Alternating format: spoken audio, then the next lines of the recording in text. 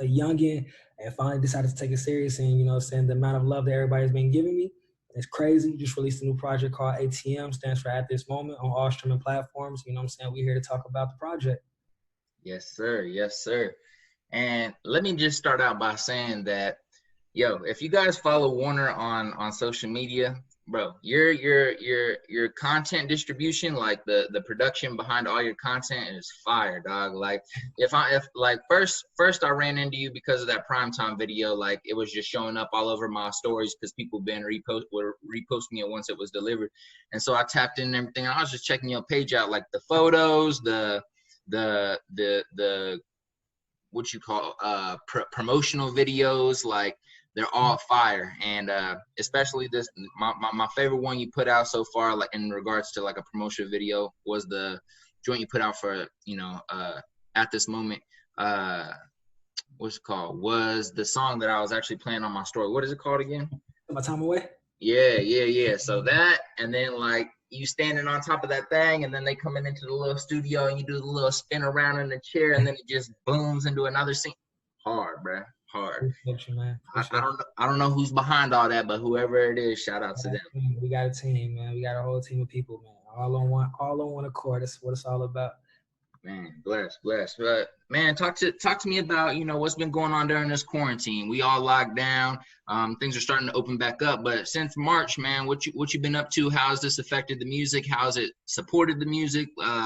You know, just talk about how you've been interacting during this time.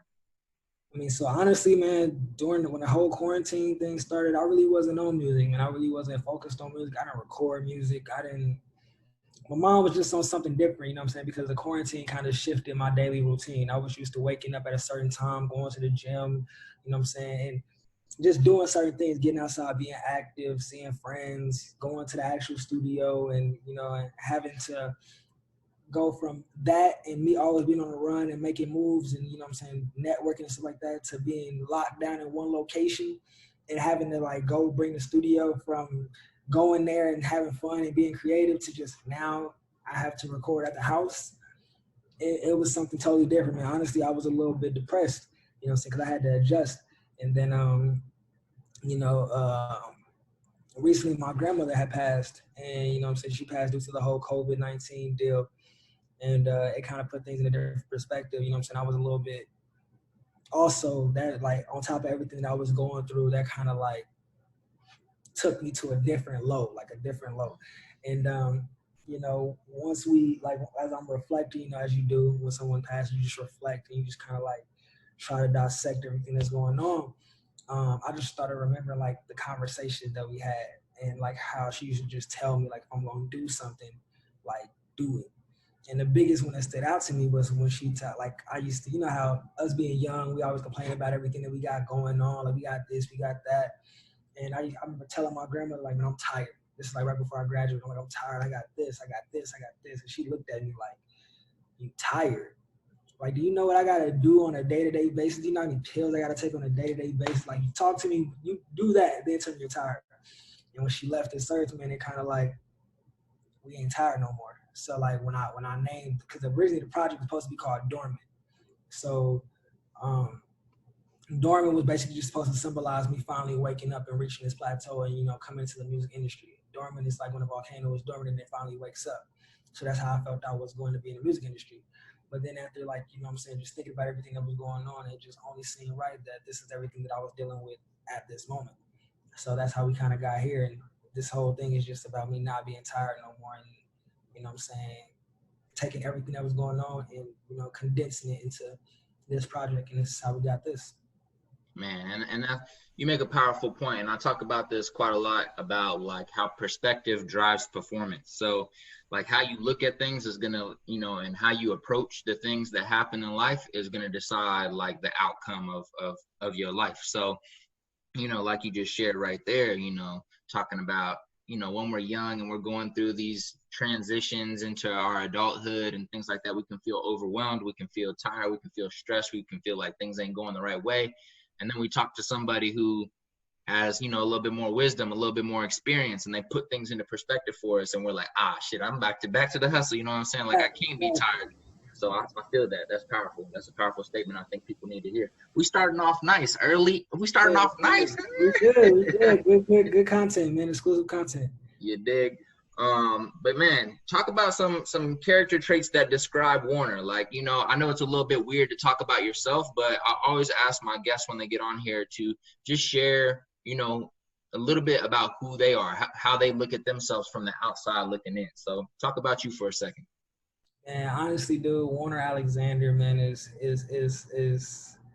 he's goofy, he's funny, he's charismatic, energetic, creative, but at the same time, he's also very, you know what I'm saying, uh, disciplined and really aggressive. You know what I'm saying? There's different there's two different sides to the coin. You know what I'm saying? Like if when we're in a joking mood and you know what I'm saying everything's kind of laid back, I'm funny. Like I don't know if you was on our IG live, but that was me like being like just goofy and like being energetic with my guys and you know what I'm saying celebrating the success.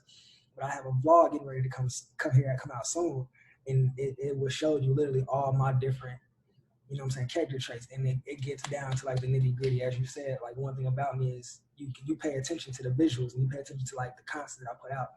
And that doesn't come from just, you know what I'm saying, oh, we're going to get a camera and shoot. So it's really just like me being assertive and me being very, you know what I'm saying, strategic about how we're going to do everything and how we're going to put it out. So I would say that I'm like really a jack of all trades, but you know what I'm saying, very, very focused and tunnel vision and like I said, precise about everything that I do. But the last thing I will say is at the same time, I do get lazy. So sometimes there's just certain times where I'm just like, hey, we ain't doing shit today. Don't we all? Yeah, I'm about to play the game. I'm about to play Madden, bust some heads, and chill the fuck out. That's kind of like how it is. So you know what I'm saying? Just normal. But I know when it's work, it's work. Facts. And I think that balance is necessary. There's not really an ideal balance. Like everyone wants to talk about having a balanced life between fun and family and business. And I don't think you can really balance them out, but you can try. So like here and there, having times of like rest or you know, like you said, just chilling out, playing the game or chilling out with the family or whatever, listen to a podcast all day, just relaxing. Like every once in a while that's necessary because people who don't take any breaks will definitely get far, but there's definitely a time where they're going to burn out and that's going to hold them up for a while. So it's best to, you know, try to get a little bit of chill time, just a little bit. Don't get out of control. Just get out of control for sure. I like that. So you spoke about your grandmother and rest in peace and sorry for your loss, brother, for sure. But I want to talk a little bit about like your time growing up. Like what was life growing up in Kansas City? What was the family dynamics like? Talk to us about your experience between, you know, 6 and 18. Man, my childhood, honestly, every time I talk about my childhood, born and raised Kansas City. My mom had me when she was 14. My dad had me when he was 15, so they're a year apart. So, you know what I'm saying, growing up was really different for me because it's very hard for a kid to teach and raise a kid. Mm-hmm. So there's a lot of things that I had to figure out, you know what I'm saying, on my own and kind of like just observe and kind of be able to determine, okay, I'm going to do this and I'm not going to do that. You know, to support, you know what I'm saying, my dad, he hustled, you know what I'm saying, he had to do what he had to do. My mom, she did her thing. She held us down, you know what I'm saying, every way she could. And, you know what I'm saying, I turned out great, you know what I'm saying. My cousins, they always welcomed me with open arms. My cousins was like, yay, like years older than me, you know what I'm saying. But with that, you know what I'm saying, like it was young. I was a new kid, you know what I'm saying. So I got into a lot of fights. They used to put me up against a lot of people on the block. And then they also like did the rapping thing. They started with the rap. So I remember they used to have like, you know what I'm saying, they used to sit on the porch and they used to freestyle and just rap. And I'm like, let me join. They like, nah, you ain't gonna, nah, you cool, you know what I'm saying, you can't rap. So I'm like, I'll show you I can rap. So I rap and I used to curse like every 2 seconds. That was the only time I could curse. So I cursed like every 2 seconds. And they just like, get out of here. You get out of here. You can't rap with it until you get your vocabulary up. And then that's when that kind of transition. And then like getting older, you know what I'm saying, I used to just write. And then it got to a point to where there was a talent show here. what was this TV show that was out? I don't know if it's still out. It was called X Factor. It's basically like an American Idol deal. Yeah, yeah. And we're coming here. I'm like, you know what? This would be the perfect time for me to you know what I'm saying, try to be a star. You know what I'm saying? I was like 14, 13 or something like that. And they came here, and I was just going through the rounds, getting the ticket. You know what I'm saying? Once you do your little talent or you perform, you know what I'm saying, they give you a ticket and you go to the next round the next day, or you know, however they want to do it. And I made it to the fourth round, you know what I'm saying? And that was the last round. And they let me know if I'm going to like Los Angeles or wherever it was at. And I remember I walked up in there and they was just kind of like, you didn't make it. You didn't make it. Sorry, you don't got it. You don't got what it takes. Next person. And, you know what I'm saying? For me, my life has just been a constant, you know what I'm saying, challenge and a make or break situation when it comes to music. And that one by far is the one that I feel like definitely molded me as an artist. I went from an artist that was, you know what I'm saying, trying to sound like everybody else, and then slowly becoming me. So, you know what I'm saying, my childhood was very different. You know what I'm saying, my mom and my dad, they were very loving people, and they still are loving people, but it was also very, like I said, unique in the sense of when everybody else mom is like 30 something and they're like 12, my mom is 26 and I'm like 14. Mm-hmm. So it was very different. You know what I'm saying? People looked at her like if she was my sister. And with that, I also got a lot of game as far as like how to handle business and, you know what I'm saying, maneuver through the street and, you know what I'm saying, do what I got to do in order to get to where I want to go. And that also, you know what I'm saying, helped me out in the long run because now I'm very connected and I'm very, you know what I'm saying, like tapped in to everything that's going on because I've been doing this shit since I was a youngin'. Right. And it really shows how different experiences shape different individuals differently. So it's like, and that can be cliche, you know, everybody knows that different experiences shape different people, but like real talk, we really gotta, you know, tap into our experiences growing up and really, you know, pay attention to everything that happened, pay attention to everything that's happening around us. And when there's blessed individuals who learn to be observant like yourself, there's a lot of game that you can soak up. Now, unfortunately, some people aren't observant, you know, they're not so, they don't observe a lot and that can take its toll. But, you know, I feel like there's certain energy behind certain individuals where you can tell that, you know, there's something different about you. There's something different that you went through, that you experienced, that shaped you into who you are at this specific age and how you interact with human beings. And I think you have that like energy. So, you know, hearing the story, because really this podcast is kind of selfish on my part because I get to learn about people. I get to learn about, I get different knowledge. I get different game. I get to learn about different people and where they came from in regards to like people in my city that do music. So instead of me just consuming your content, now I know the story behind certain things. So hearing that makes sense to me from how I've been like, you know, perceiving you via socially. So anyways, thank you for sharing that. No problem. Let's see, what experiences throughout that time period, I know you talked about, you know, your cousins and local people rapping on the porch. Is there any other experiences you think you went through that really shaped and influenced you to go into music, or was it specifically like really just interacting with the people in the neighborhood and your cousins and that put you on rap and you were like, all right, I'm gonna get into this?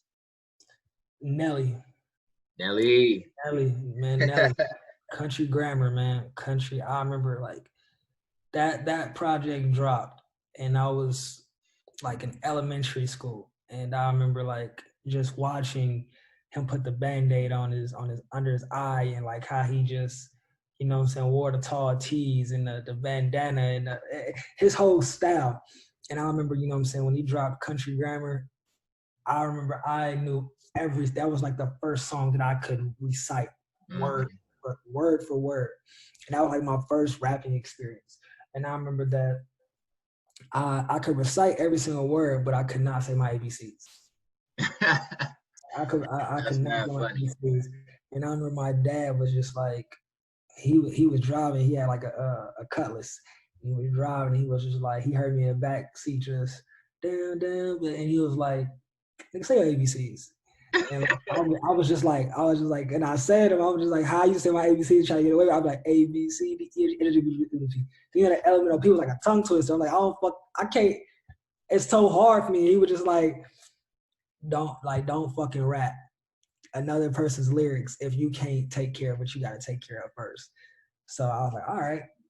So I would sneak off and like just try to like, you know what I'm saying, dissect as much music as I could. And I never really was a big, you know what I'm saying, I never listened to music that was at that time. I never listened to any music that was at that time, you know what I'm saying, besides Nelly. So like after I heard him, that's when I dove into like, you know what I'm saying, the crates and, you know what I'm saying, started listening to Brother Lynch and the Tupacs and the Biggies, and then, you know what I'm saying, LL Cool J, Looney Coleon, Mac Dre, PSD, you know what I'm saying? Just listen to everybody that was like, that came before, and that was in the 90s and the 80s, you know what I'm saying? That really kind of shaped how I went about music and how I would rap and different things that I would rap about. I never really rapped about like the girls. I never really rapped about like any of that. And it shows in the music, you know what I'm saying? And how versatile, you know what I'm saying, the music is. Even on the project that I just dropped, it's very versatile. It's very versatile. No song sounds the same. And it really, like I said, just came from just listening and going back in those crates. But Nelly was by far the person who kicked it off. Like when I heard that, I was like, I'm a rapper. It was it. That honestly, that like he made that shit look so cool to me. That was it. So I just kind of like, I would literally dream about that shit every day, but I would never like do music to like the fullest, because, you know what I'm saying, when you do music, you got to put yourself out there, and that's very vulnerable. And, you know what I'm saying, if you're not ready for that, it's going to eat you up. It's going to eat you up. And on top of that, it's really hard to tell a company that the reason why you haven't been employed for X amount of years is because you've been trying to chase, you know what I'm saying, this career. So like for me, it's more so like, okay, I went to college. What am I about to do? You know what I'm saying? Which way am I about to take? If I'm going to take this route, I need to be ready to face these consequences. If I'm going to take this route, I need to be ready to face these consequences. You know what I'm saying? Or, you know what I'm saying, not the consequences, the risk that comes with that. And it finally came to this point to where I've been, like I said, from me being a younger deciding I was going to be a rapper to me doing X Factor, deciding, okay, I don't know if I'm going to do this or not, because I just faced this, you know what I'm saying, challenge. And then now I'm like finally here. I'm like, you know what? I'm listening to that kid. I'm going to listen to that kid that said this is what he was going to do, and fuck everything else that comes before it or comes after it. So, you know, like I said, it just really is personal growth, and that's what I'm going to be. That's what I'm going to do.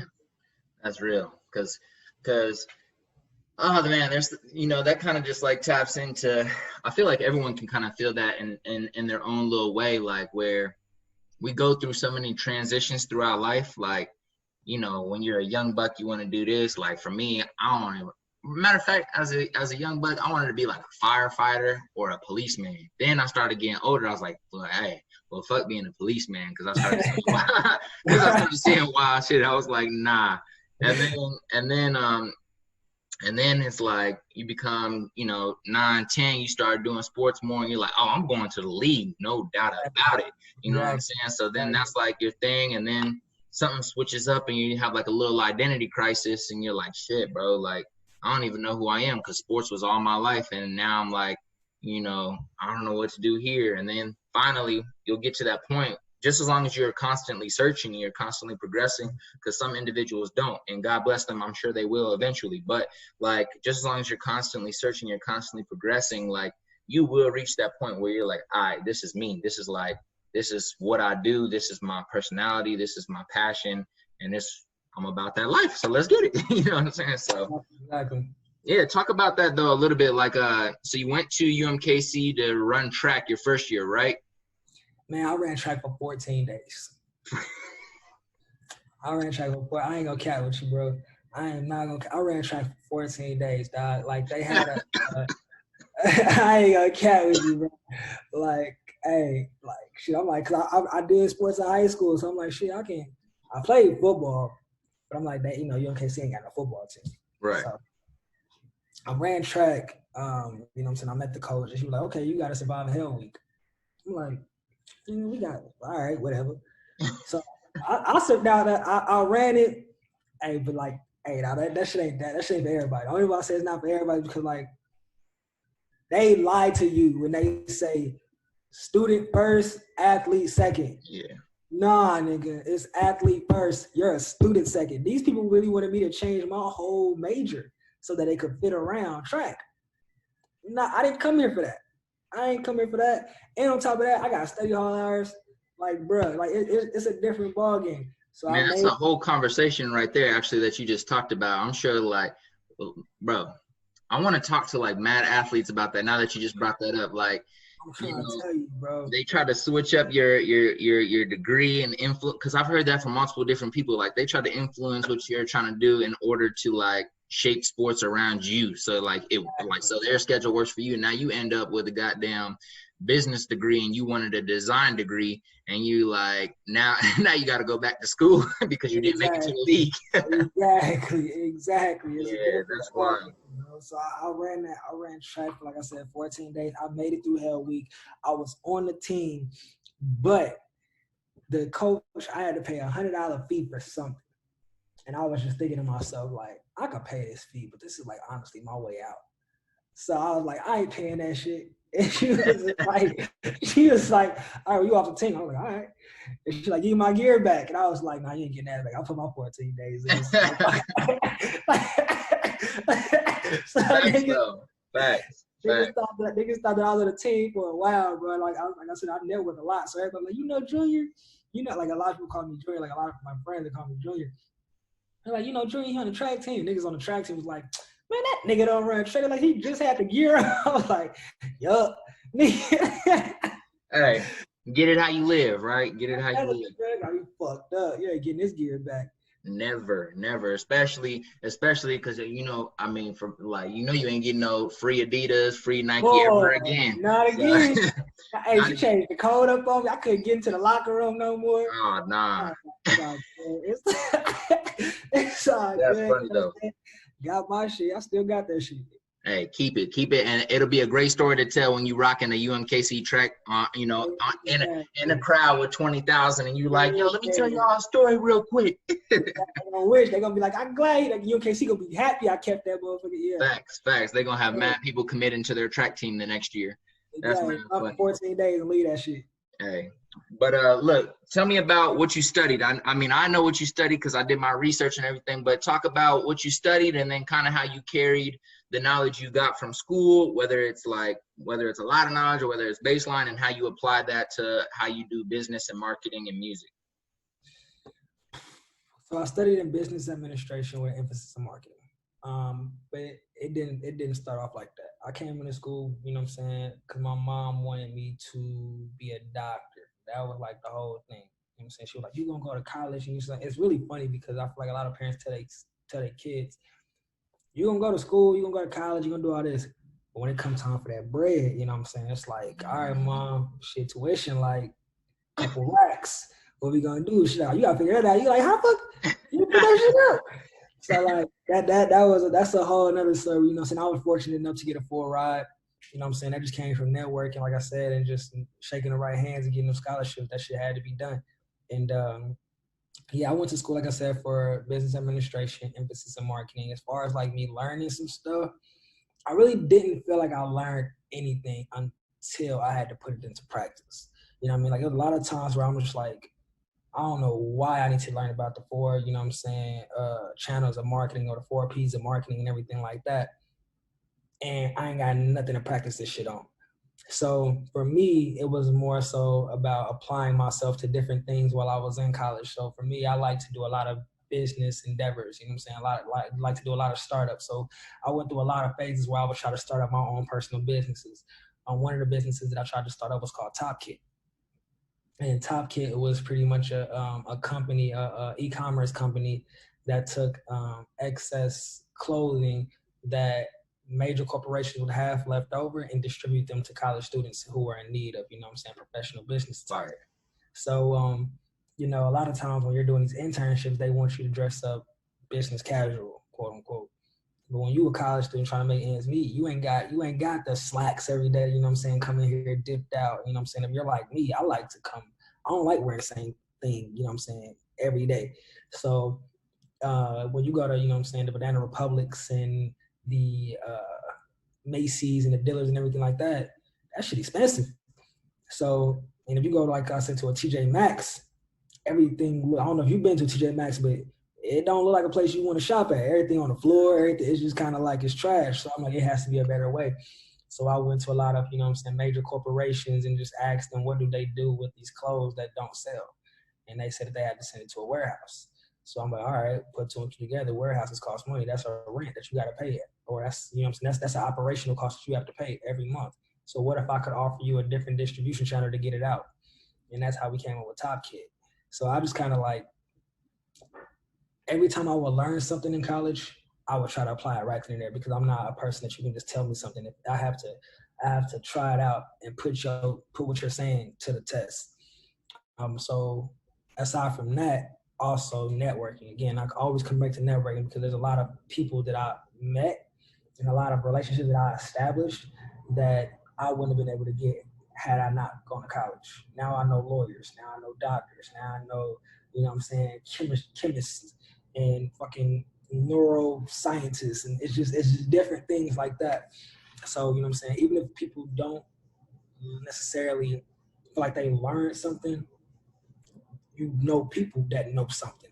It's oftentimes not about what you know, it's who you know. So that was kind of like my whole spiel, kind of like going through college and maneuvering and trying to, you know what I'm saying, see exactly how I would fit into this whole thing. Because for me, I was just a young little street nigga.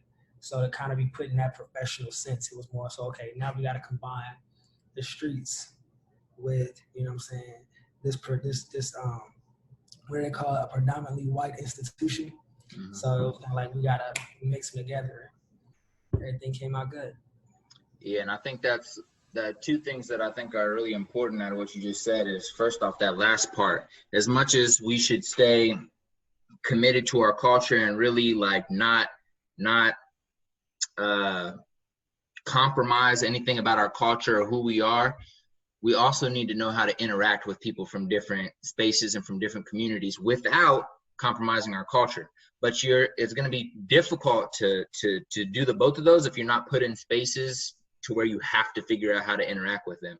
And yes, we're all humans. We're all part of one human race. We love everybody, but at the same time, we are different in culture. So we need to know how to communicate with this person from this area. We need to know how to communicate with the 50-year-old white dude that run this big corporation, just as we need to know how to communicate with the 28-year-old hipster that's really good at tech. You know, like we need to learn how to communicate with everybody because, like you said, network is everything. So when, you know, in 4 years, when you have your, you know, everything's popping off, everything's doing good, everything's lit, you know what I'm saying, and you want to do something dope, you want to start an app or something that's helping, you know, young black kids in Kansas City, you can be like, yo, boom, I know this shorty from here. Hey, do you know anybody in tech? And I'm like, yeah, I've been living in Silicon Valley. I have this homegirl over here, and she a sister. Boom. Okay, now we got like a sister from Oakland that went to Harvard but has a friend at UMKC that's good in tech. You know, it all works out. Everything's interconnected. You know, and I was actually just listening to a Jay-Z interview earlier today. He was talking about, like, you know, I mean, he wasn't talking about this. He's talking about therapy and what he learned. But like one thing he learned was that everything is connected. Everything, like, you know, whether it's in business or networking or whether it's our traumas from the past and they, you know, come out when we're older, when we like act out or we start behaving a certain way or we don't work out in relationships with certain people, whether it's a business relationship or an intimate relationship, you know, our past and things that have happened to us in our past all are connected into creating whatever's here today. So, you know, I've been asking people on my podcast about, you know, their college experience and how they think they could use it now, because the majority of them aren't doing exactly what they're doing from college, but there's something they learned. And the reason I asked is because I'm not a huge fan of college. Like, I didn't go to university. I went to college for 1 semester in San Diego, and I was like, yep, I'm outie. You know what I'm saying? I was like, and that was 4 years after I graduated too. I didn't want to go, and then I was like, you know what, let me try it. Went to a semester. I was like, hell no. And I was like, so I'm not really a fan of it anyways, but I do know that there's things that you can grab and utilize. So I always like to ask that question. All right, bro. So let me ask you a little bit deeper question. So you talked about your X Factor experience. You talked about your transitions from, you know, wanting to do sports and wanting to do this and then wanting to do that and kind of like switching up. how has, you know, how much does confidence have to do with all that? And how did the X Factor experience, and then, you know, other experiences, maybe there's music not growing fast enough, maybe your homies say you trash, but whatever it is, like how challenging has it been to develop confidence, and how have you like done that and capitalized off that to like where you're at now? Performing, performing. Honestly, the best way to learn in music, in my opinion, is to perform. So that was like the biggest. That was like the biggest eye opener that made me see. It made me build confidence. When you get to go on a stage, there's only two things that can happen. They either gonna cheer or they gonna boo you the fuck off the stage, and you got to figure out A, why they cheering if they cheer, and B, why they boo you if that's what they booing you for. And you know what I'm saying, when I performed for the very first time, they cheered. You know what I'm saying? They cheered. And it was more so like, okay, that's dope. That built my confidence. But the second time I performed, they booed. So it was kind of like different. It was kind of like different experiences that kind of like molded me into like building that confidence. But at the same time, also, you have to love the process. You have to love what you do. And that also builds your confidence as well. You know what I'm saying? One of the people that I like to listen to is Gary Vee. Gary Vee is one of the people that just doesn't care about what the next person says or what the next person thinks. And one of the things that he always says that just is instilled in me is you gotta love the process. You gotta love the ups. You gotta love the downs, the everything that's in it. Because this shit is not gonna be, it's not gonna be like, you know what I'm saying, glitter every time. It's not gonna be, you know what I'm saying, the glam life every time. You're gonna have days where you just like wanna cry. You're gonna have days where you just like, why the fuck this ain't adding up? You're gonna have days where you lose money. But you also gonna have days where you know what I'm saying, you can celebrate, you can rejoice, you can, you know what I'm saying, just chill and just watch. And I feel like for me, that's been building me the most confidence because I love the process. I finally fell in love with whatever happens. And I've also finally, you know what I'm saying, come to accept the fact that you don't have to have everything perfect. You don't have everything. Like a lot of times people like get caught up in this, I'm not gonna do this because it has to be like this, or I'm not gonna shoot this, do this photo shoot because I ain't got the right camera and I don't want to take a picture with just my phone, or I'm not gonna record music because I ain't in a big studio. You know what I'm saying? Like, you gotta love that shit. You gotta, if you love it, you gonna do it. And you know what I'm saying? That's that, you gotta love that process. And when you love that process and you don't give a fuck about what the outcome is, and you can just say, "Hey, I did it. This is what happened." You know what I'm saying? That's gonna bring you all the confidence you need, and it's gonna instill you with all the qualities that you need. You know what I'm saying, to go over to the next project, whatever it may be. And can you, like, just for like young artists that are coming up right now, or people that just started getting into it, what are some ways people can get do live performances without having to be huge? Because a lot of people, you know, they don't think hard enough, you know, at the end of the day. But at, you know, sometimes if they listen to this podcast, if they watch this video, you know, what's one way they can go perform? Like, where can, especially in Kansas City, let's talk about for Kansas City artists, like, is there any events or any spaces, you know, that people can go and practice their performance? For sure. There's multiple. You have Awaze that happens typically every Thursday around 8 o'clock. That's like an open mic event. You know what I'm saying? I believe his name is Dirty Doms or Digital Doms, you know what I'm saying? He and his crew, you know what I'm saying? They run that over there, I believe. You also have the Block Party, which is hosted by Darian Chase, you know what I'm saying? A good friend of mine who's a poet. That's over there on at a spot called Verde Leaf. That typically happens around 7 o'clock, typically on Sundays. You have Briasia. She has a open mic session that's, I believe, either Mondays or Tuesdays down on Westport at this place called the Buffalo Room. There's a lot of different places that you can get into. KC Soul Sessions.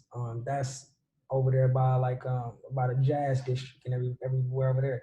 There's different avenues, you know what I'm saying, that you can kind of go to and test out your music and test out what works for you and what doesn't work for you. And the good thing about testing, you know what I'm saying, and performing live is it lets you know what people want to hear and what people don't want to hear. and each place that you perform at has a different crowd. What works at Owaze may not work at Kansas City Soul Sessions. That's a whole it's a whole other demographic. KC Soul Sessions has an older crowd, so it doesn't make sense for you to be performing, you know what I'm saying, turned up music to a bunch of people that are in their 30s and they're in their 40s. You might want to play something that's a little bit laid back. You also got to learn the difference between performing with a live band and performing with an MP3 file. Some people also have to learn. It's like I said, it's a lot of different things that goes into performing live. You also have to. Some people perform with their song playing in the background, like with the words already in the background. So all they got to do is just talk for a little bit, and then they can put the mic down, and their words will still be playing in the background. Some people that, if you're real, and I'm not knocking anybody who does that, but some people that actually do this performance shit will literally cuss you the fuck out for that. Like people who really like actually perform live, like will cuss you the fuck out for that because you're not performing. People didn't pay this money to hear to hear your track in the background. They want to hear you perform it live. So like I said, it builds a lot of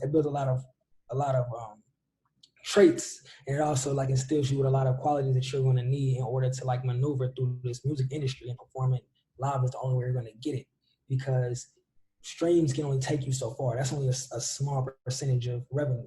If you can't perform live, you ain't really about to make no money, honestly, because majority of the money comes from performing live.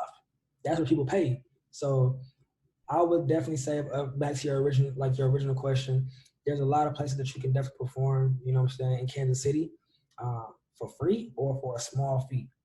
And the best way to find them, like I said, is just pull up your phone or open your laptop and just type in open mic KC, and it'll give you everything you need to know. Go to Google, open mic KC. Reach out to an artist that's from the area that you live in. Hey, where's the best place to perform? And sometimes people don't check their DMs. Like me, I don't check my DMs all the time. Comment on my story. Comment on under a picture. We're going to see it. We're going to see it. And you know what I'm saying? If you're like me, we have no problem with like letting you know exactly where the spots is at, because you gotta love that process. And honestly, I'd rather tell a motherfucker where to perform at live, because that's gonna let me know how bad you want it. I might be there. And if you don't show up, or if you do show up and you you know what I'm saying, like I said, everybody wants to be a rapper now. If you show up and that's basically like a way to test how bad you really want the shit. So it's a process. It's definitely a process. Man, I think there was a lot of gems shared there, especially for young artists coming up, man. Like the importance of performing live, it can't go understated. It can't be overlooked. So if any of y'all that plan on blowing, and I'm not like clowning, like hopefully you do blow up, but like for any of y'all that are planning on blowing up, like get prepared. You know, I talked about it in my last podcast. I probably talk about it in every podcast. You got to stack the deck in your favor. You know what I'm saying? So when that opportunity comes, you're prepared. If you get an opportunity to open up for somebody, you come up there and you trash, you ain't going to get you might get an opportunity in 5 years, but it's going to take a while for you to get your chance again. But if you come up there, you've been performing at open mic, you know, you have some level of confidence. You're always going to have the jitters. You're always going to have a certain level of, you know, anxiety before you perform. But if you got a base level of confidence, you've done this before, you know what they want to hear. You know the energy this crowd wants to hear. You know you can see who's in the crowd. You know where you're at, and you can, you know, deliver your package. Exactly. But you can't deliver your package if you haven't practiced packaging. So exactly. That's just the fact, man. Thank you for sharing that. Man, so let's talk a little bit about, because you touched on it a little bit there. Let's talk a little bit about artists in Kansas City. Are there any artists that I'm sure you're a fan of a lot, but give me like your top 2, top 3 favorite artists out of Kansas City, and maybe 1 or 2 people you would like to collab with. My top favorite artist, man. I don't have a top 2, man. I mess with everybody, bro. Like honestly, like I can't give you a top 2. I fuck with everybody. For sure. Kansas City is a melting pot of a lot of good artists. People that I watch and that I like, that I study as well. Cause I don't care if you're under me or if you're, to me, like I don't give a fuck if you're younger than me or anything. I'm studying like everything. Something that you may do is something that I could possibly take and use myself. So I study, or somebody that I like to watch is Detsa. Detsa's cold. He's so versatile and has like literally, You don't know what to expect every time he drops. He's from Kansas City. Kai Colors, cold, young dude, versatile as fuck. You know what I'm saying? He reminds me like a young Mac Dre, just how he delivers and like just, you know what I'm saying, comes from tracks. Let me see. You got A Shine. A Shine can literally bar you the fuck up. I love A Shine, bro. Like he'll bar you the fuck up in all his stories, bro. When he tells a story that you could see. I could like anytime he raps, I can visually fucking see what just happened. That's why I love that dude. AL got the melodies for fucking got the melodies for fucking days, you know what I'm saying? Young Al coming up, cold and so genuine, you know what I'm saying? Literally cold as fuck. Let me see, Rory Fresco, you know what I'm saying? He's cold. Who you got? You got Soul Food Sway. That's cold art. Young female artists, barring niggas up. Go toe to toe with any male artist that's in the city. I don't care who you are. Like I said, the list can go on for days. T5, he's another artist. He's from Kansas City, but he kind of got like that Bay Area sound. Like I said, I can kind of just keep going. Self-made, Sway. It's a lot of people, man. There's a lot of dope people, and I think one thing I saw in your interview with, what was it, Disc Records, was, you know, you shared, we used to, as a city, not have a sound that like we owned. We didn't have a sound that we owned. We didn't have like, you know, everyone was trying to sound the same or sound similar to another city or something like that. But over the past few years, we've really developed into a city that has so many different sounds, so many different, you know, vibes. Like you use the word melting pot. So it's facts, man. Like every artist I like that I support right now, that I've been listening to and that I'm aware of, has a different sound. You know, you mentioned a few right there, but Kai, Warner, Zeph, Ashawn, Shun, like all these people, if you listen to each song, none of them sound the same, and they all have their own vibe. They all own their sound, basically, which is fire. Like, you know, we can talk about owning your masters. We can talk about owning, you know, owning your own clothing brand. All that's dope. But owning your own sound is something sick. And I think all of the people in Kansas City, I mean, the majority of the people that I rock with, hey, you know, I ain't gonna give everybody credit, yeah, for sure, it's fire. So you're pretty open in some of your captions. Like when I read some of your Instagram captions, you're pretty open about like, you know, anxiety, depression, and things like that are in the realm of mental health. How important do you think mental health is, and like having maybe a structure or a method that you know, go to make sure your mental health is safe, you know, and in a good place in the music industry? Like how important do you think that conversation is? It's very important. Honestly, I didn't realize that I had like a lot of stuff out there like that. Now I think about it, like, man, you just brought that actually to my attention that like I didn't peep that. But mental health, bro, is so important because oftentimes, especially in the music industry, you see what these are. You see the front surface. You see like the jewels, you see the diamonds, you see all that, but like you don't see like that work. Like often, prime example, tours. All you see, you just paid your $80 to go to this person's concert. This man literally has to perform the exact same songs every single night. And then on top of that, once he leaves here, there's no break. He has to drive or fly to the next state, probably with little to no sleep for damn near 3 months to a year or however long he's doing, because you got performances in the US, and then you got like the country tour, like out of the country tours. So it's a whole nother ball game, bro. You got to definitely keep a level headed, and I feel like mental health is definitely something that's very important that people should focus on now, because when you get to that point, you know what I'm saying, it's a whole different ball game. The work intensifies; it doesn't slow down. Once you get that bag, comes more responsibility. So I try to focus on my mental health a lot of times, because you know what I'm saying, if I don't have it straight now, if I get to that point and that moment comes and my mental health ain't right, I'm gonna fuck it up.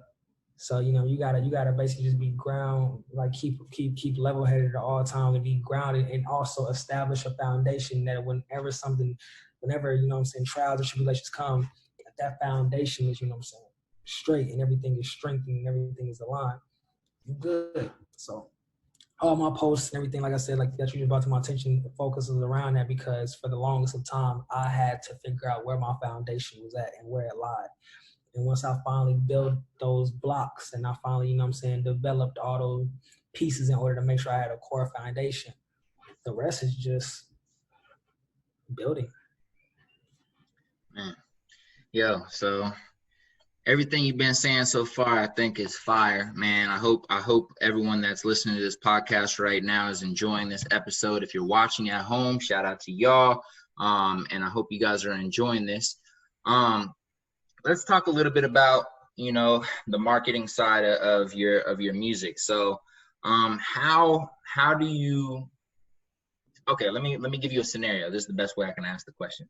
So, being that you just dropped ATM, can you share a little bit about how the distribution process, like how you're marketing it, how you're analyzing what people are enjoying and how you're capitalizing off that? I know it's early in the process, but maybe just your notebook in your mind of how you plan on like continuing to market and how you in your release, like your marketing campaign. Can you talk a little bit about how you look at that and how you get your music out there? So I recommend that any artist keeps a book, keeps a journal. Keep a journal with all your information and your whole plan on it. I also recommend that every artist gets a vision board. And you create a vision board of everything that you want to see. Like you said, it's kind of early in the process. So I really haven't established like a correct or a right way or even like a guideline on how to do it. But like how I've been doing it, you know what I'm saying, is release the project. I released this project ATM. And then you can go through DistroKid, you can go through TuneCore, whichever one you prefer. I believe they got what's it called, Unlabeled or something like that, or I don't know what it's called or something like that. It's like another, you know what I'm saying, distribution company. I personally go through DistroKid. Me and my team, you know what I'm saying, we set up the DistroKid account and we put the music up through that.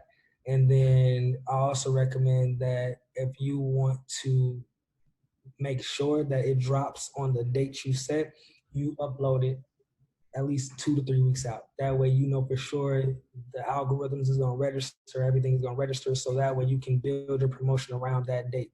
So for me, I dropped, ATM was done like 2 months. It was like 2 months before it even came or hit the social media platforms or streaming platforms.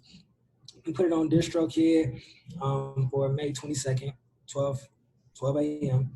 And I started going into like the promotion mode. For me, that's videos, that's photo shoots, that's interviews, that's if we went in this COVID deal, that had been, you know what I'm saying, performing live, just like building that catalog and, you know, keep building, you know what I'm saying, that content.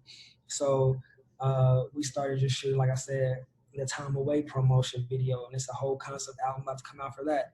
You know what I'm saying, doing photo shoots, you know, every certain, every week or something like that. It's honestly just all about building that content. Once you've established once the music is done and you decided where you're going to put it out, you immediately need to start making content. A lot of times people just put music out there and they just think that's done. Fuck nah. People want to see the content behind it. People want to see how you made it. People want to see, you know what I'm saying, promotion videos. People want to be entertained. Like, why the fuck would I listen to you? I don't even know you. You know what I mean? So it's like you gotta tell your story. You gotta tell your story, you know what I'm saying, about who you are as an artist. And like I said, it just goes back to those building blocks. So I'll just say, you know what I'm saying, get you a journal, write out your ideas, keep your stats down. But at the same time, don't focus on your numbers, you know what I'm saying? Like I said, don't focus on the number, just focus on the creative piece of it. Like, I don't really focus on none of that shit because at the same time, we got people like Russ. Russ he just put out a post like a week ago talking about, he shared 2 songs. It was called Ain't Nobody Taking My Baby and Psycho Part 2.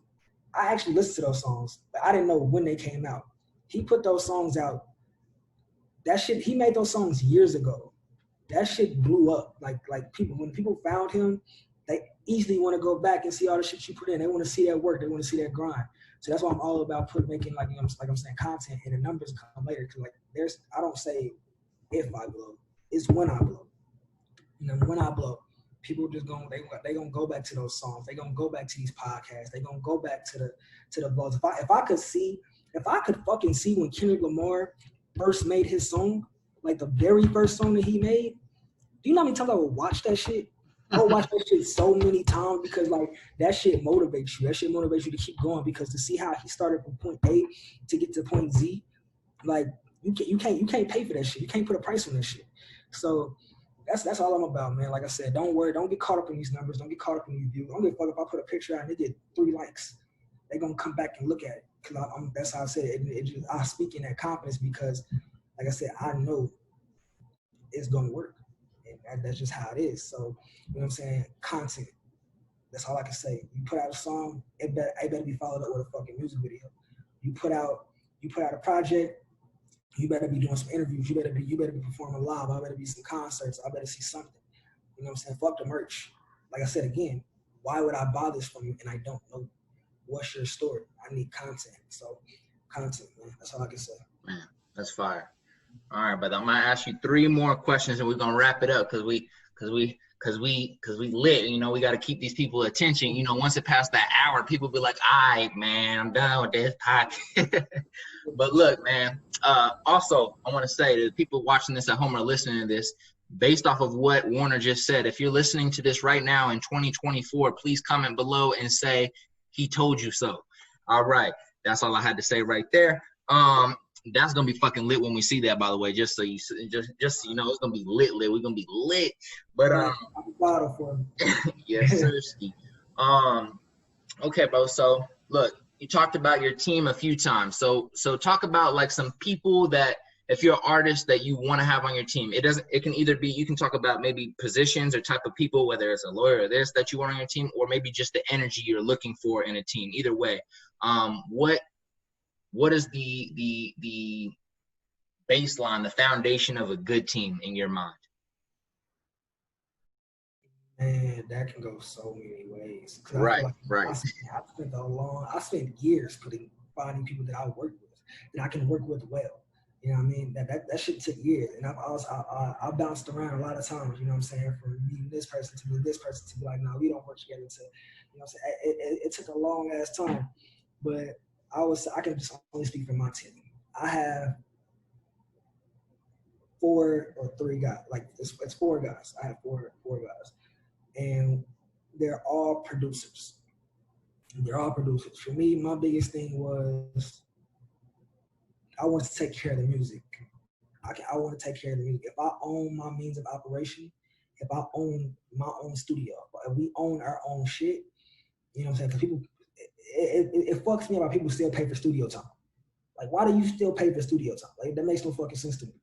So, the first thing that me and my team did, we bought and made our own studio. We all put our money together, you know what I'm saying, a couple grand or whatever it is, however much you want or how much you can afford. And you buy your own, you make your own studio.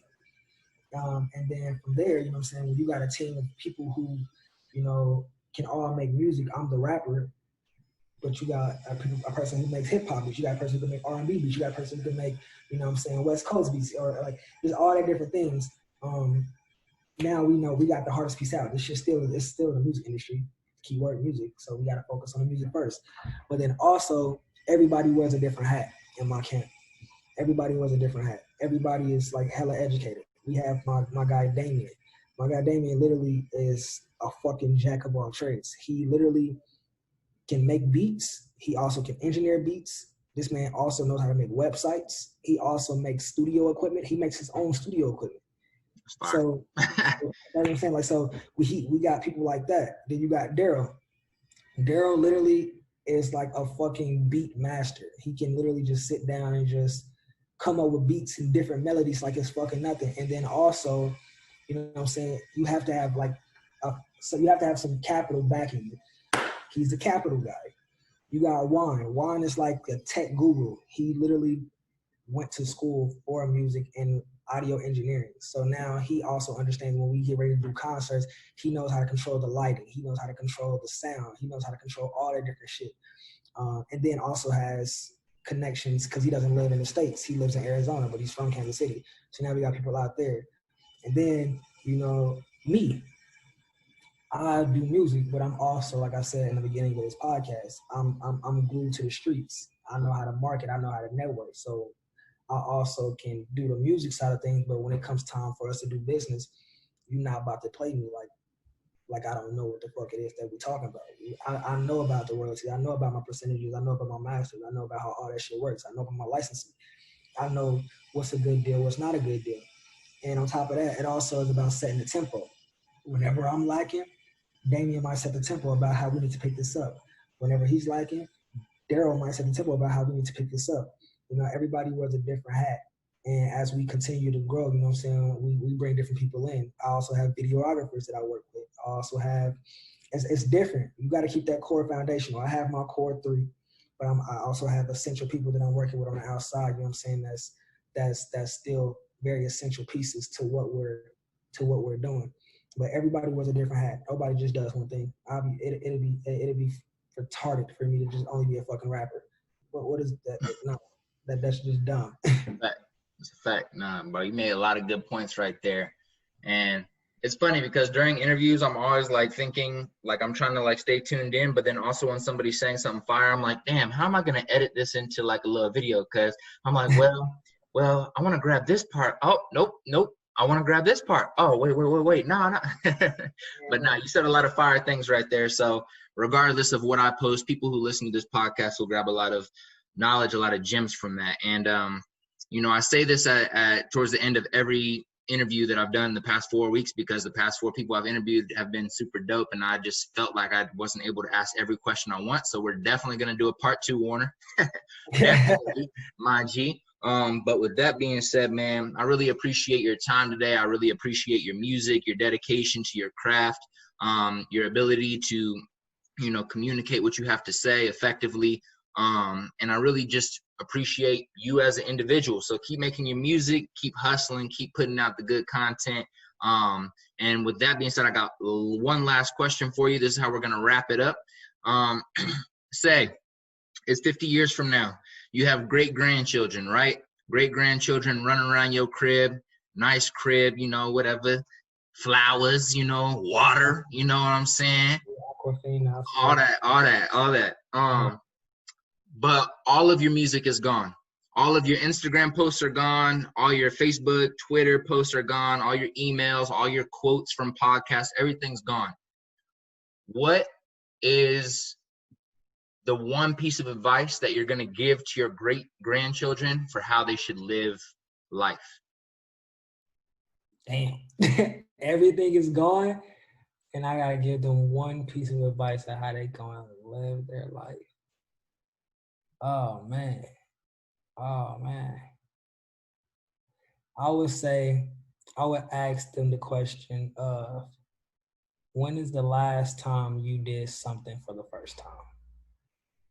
That's literally, that would be, it would be a question. That's literally what I would ask them. When is the last time you did something for the first time? A lot of times people can, get caught up in a loop, and they just end up doing the exact same shit. And I feel like that's just nowhere to live. There's just nowhere to live. You know what I'm saying? There's just so many things you can do. There's just so many foods you can try. There's just so many places you could visit. There's just so many different, occupations that one can try. So I would have literally asked my grandkids, when is the last time you did something for the first time? Because if they live by that, every day should be a new experience. Every day should be something new. Every day they should have a new story to tell me every time I ask them what they're up to. It should not be just, I went to work.